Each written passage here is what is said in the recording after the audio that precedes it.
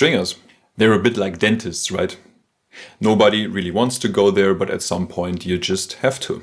And when you go there, when you have to go there, you basically just hope that everything's over really quickly and without too much pain involved. Same as with dentists, there's a huge spread of the quality that you're getting as a result in the end. The big problem is, how can you tell as a player without any deeper knowledge of the whole stringing process if your stringer really knows and enjoys what he's doing, or if he's just a careless butcher who wants to earn some easy money and doesn't care a bit about the quality of his work in the end? It's alive! It's alive! No offense to all the real butchers out there, of course. On platforms like BadmintonCentral, for example, there are lots and lots of reports and findings from players all over the world, which show nothing but purest stringing horror. It's just like so. In this video, I would like to show you some of the little things to look at on your racket, on your string job, to identify some of the major mistakes, cheatings and wrongdoings that your stringer might be guilty of. So if you want to, grab your racket and follow along with me while we are going on a hunt for stringing horrors.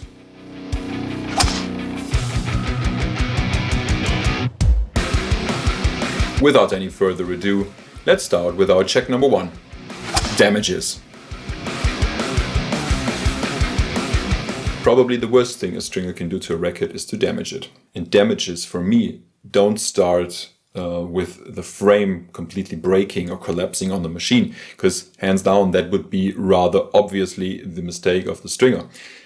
Damages to me start a lot earlier and with minor things that you can spot on a racket that give a good indication if the stringer has any real concern about the safety of your racket.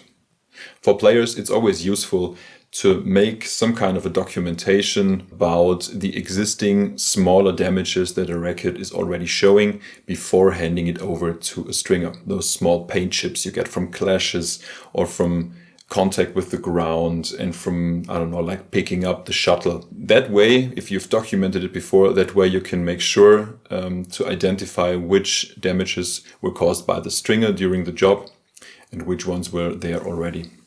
Perhaps the most common spot for stringer-induced damages on a frame is the 12 o'clock position on every racket. So basically right at the top, right in the middle. And you have to look on the inside of the frame. That's where the magic happens, so to speak. This racket is okay, but if you look at these pictures here, which are all sent by members of the BadmintonCentral forum, you can see that there are many rackets around who show heavy denting or even cracks right at that exact position. This is the so-called high noon disease. And it's 100% the stringer's fault. 100%.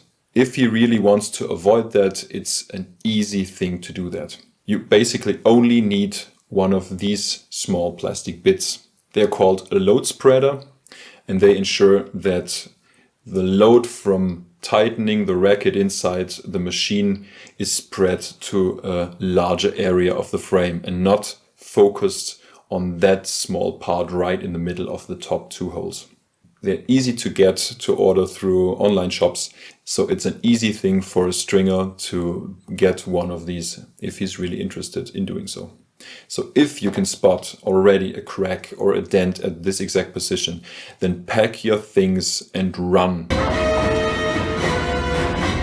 Get away from that stringer. He will destroy your rackets. Another very important thing on a racket, which many players, I'm sure, have never spent a single thought about, are these small plastic thingies that are stuck inside every hole on the racket. They are the so-called grommets. And believe it or not, better believe it because it's the reality, they are doing an incredibly important job. Because if you look closely, they are the ones who are actually in touch with the string and who prevent the string from touching and damaging the frame, especially with tensions like 28 pounds, 30 pounds and above, which are fairly common these days. Grommets are the true lifesavers of your racket. So it's extremely important that they are in a good shape.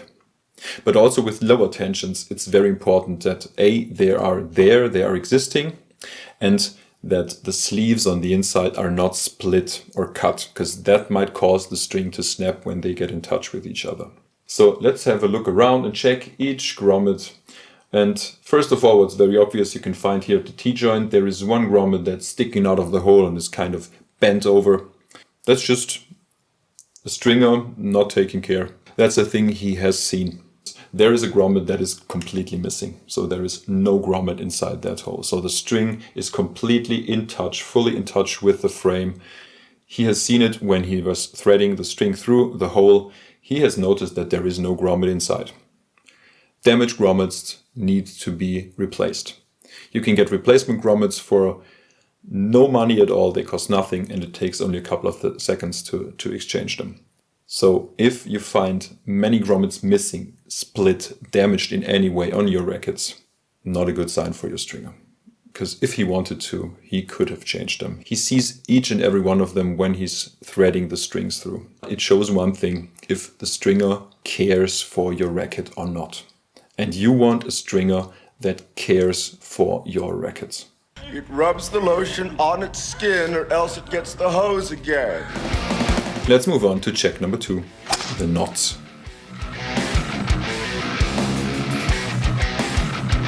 First of all, count how many knots you can find on your racket.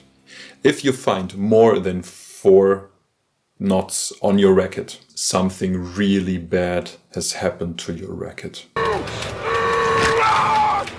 So let's just have a look at my racket here, shall we? There's 1, 2, 3, 4, 5. There are 6 knots on this racket. As I said, 4 knots is okay, 2 knots is okay. I wouldn't say one is better than the other. They can both be done equally well.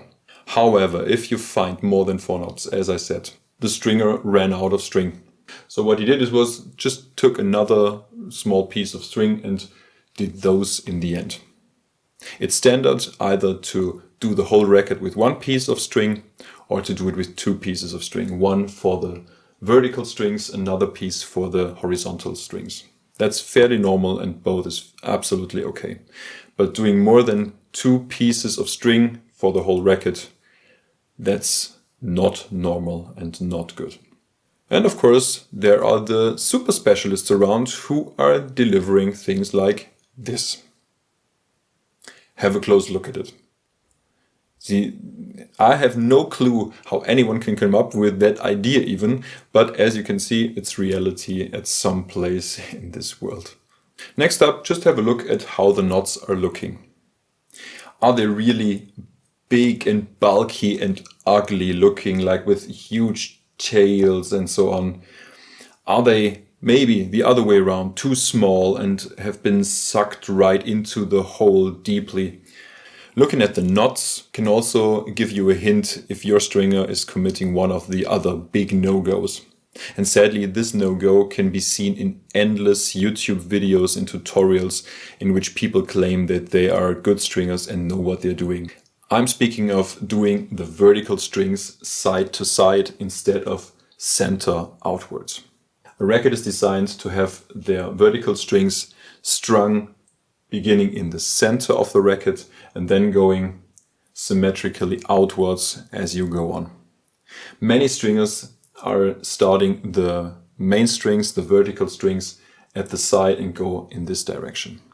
And this causes a huge stress to the frame because it's getting compressed from one side to the other, like, as you can imagine, like an orange, or take a balloon and push it from one side to the other and see what happens. As a general rule, if you find really big knots at the bottom here, if you have the chance, have a look at the stringer while he's stringing yours or other rackets. If you see him going with the first strings from side to side, again, just pack your things, tell him to stop, take your racket and bring it to a different stringer. In general, if a stringer is using good knots and nicely looking knots, is simply a sign if he cares for your racket. It's easy to do a good knot and to learn good knots which are looking nicely and hold also the tension really well. Check number 3, the head shape and the racket length. Another important task for any stringer is to maintain the head shape of the unstrung racket after all the strings are in, which sounds rather easy, but it is a hard task to achieve. Let me tell you why. During every stringing process, you start with the vertical strings. And as soon as they come into the racket, they start to compress the whole head in this direction. As soon as the cross strings, so the horizontal strings are coming in, they start to counter this initial load coming from the main strings. So in the end, you want to achieve the right balance between the forces acting in this direction and the others acting counterwise in this direction. And it is not easy to achieve the right balance between those two factors. The carbon fiber structure of the racket is surprisingly soft and easy to be deformed. So as soon as there is some significant imbalance between the cross strings and the main strings, you will see that in a deformed head after all the strings are in.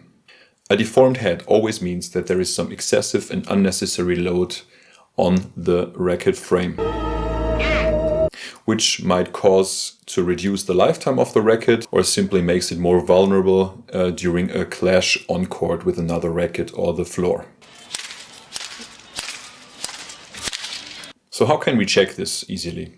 Basically, what you need to do is to measure the length of the racket, the total length from beginning of the handle to the top of the head. And you have to measure it 2 times, once when it's unstrung, make sure that all the strings are cut, and once again when all the strings are in, best when it's freshly coming from the stringer. A deviation in the length, the total length, always means that there has been some changes in the whole geometry of the head. The length of the shaft and the handle will not change. If you then see a change in the total length, it either means that the head got compressed in this direction, so it became shorter and wider, so you end up with a more roundish shape of the head, or the other way around, it was compressed from the sides, ending up a bit longer. In case you see a deviation of, let's say, 3 millimeters and below, I wouldn't worry too much about that, especially if the racket has been freshly strung and coming right back from the stringer.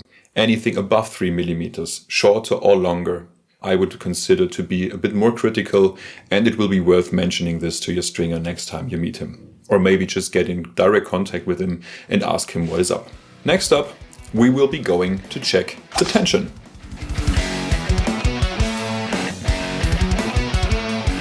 The big question is here, did you really get the tension that you have ordered?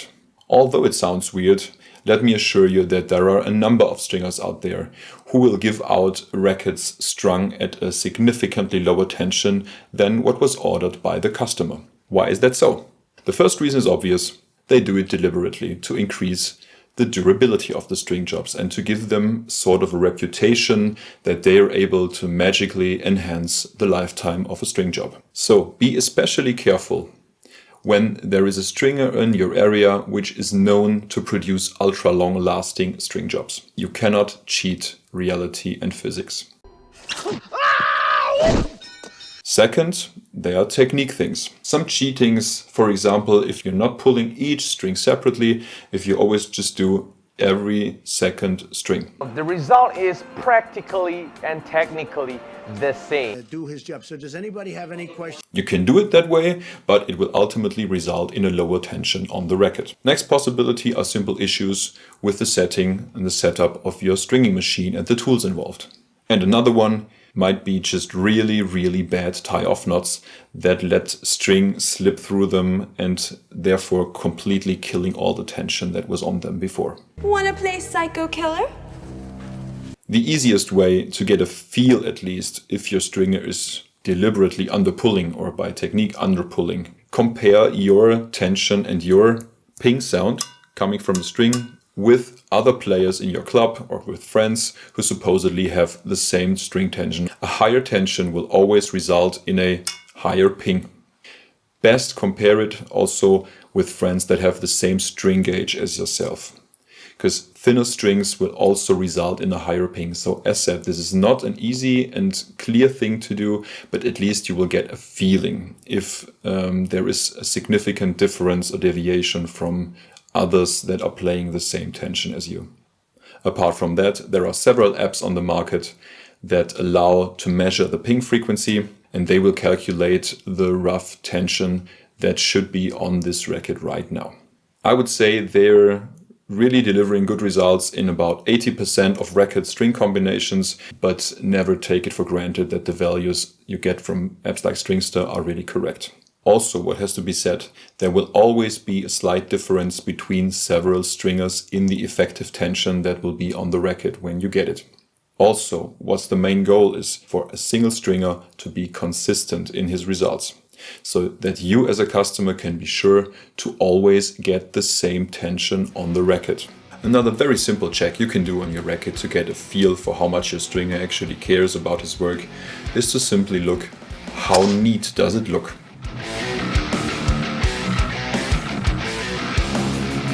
So basically, how long are the pieces of string that are running on the outside of the frame? Are there any crossovers where one string is overlapping the other?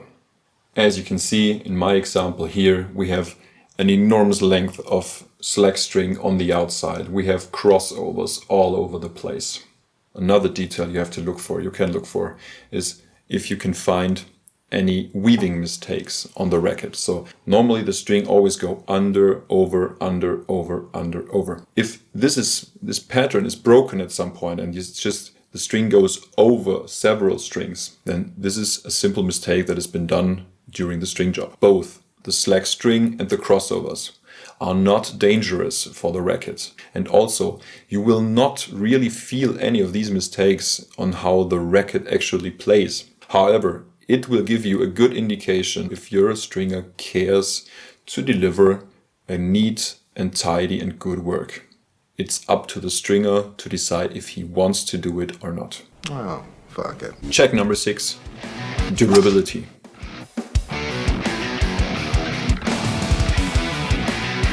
How long a string job lasts until it finally breaks is of course one of the most discussed things amongst badminton players. However, the influence of the stringer in all this is rather limited. And as said before, there are just no magical tricks here. A string that is tensioned with 30 pounds will be snapping earlier than the same string strung at 22 pounds. Same goes for a thin string versus a thicker string at the same tension. No shit, Sherlock. These are just inevitable facts. The hitting technique and precision of a player also has a huge influence on the durability of the strings. For example, a player who is slightly slicing the shuttle on overhead shots, maybe without even realizing it, will be eating through strings a lot earlier and a lot faster than maybe another player with a clean technique who can play the same strings at the same tension for months on end. So even if it might be very convenient to solely go by the durability of the string jobs to rate its quality, there is much more to it, and durability alone is not a really deciding factor regarding the quality of the string job itself. One single mishit close to the frame or right on the frame might be enough to cause a string to snap, even if it was a brand new one. However, in case you notice a number of premature breakages within the first couple of hours of play, that would be a good sign that something is off. Either it's one of the grommets on the frame that has a slight damage and causes the string to snap, or maybe there is something wrong with the tools or the technique that the stringer is using.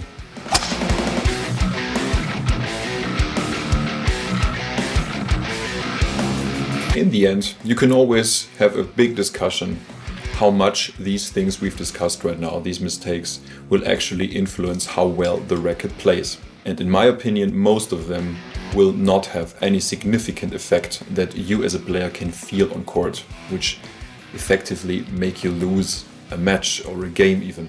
But ultimately, it's about the safety of your racket and how well a stringer is treating it. For example, stringing without a grommet in or with damaged grommets will ultimately lead to a shorter lifetime of your racket. Your racket will be dying earlier than it should. Same goes for stringers who are saying that they can easily string a racket far over what is the recommended tension which is given on the racket and the warranty tension. The racket will be able to take this for a couple of string jobs, surely, if everything is done correctly.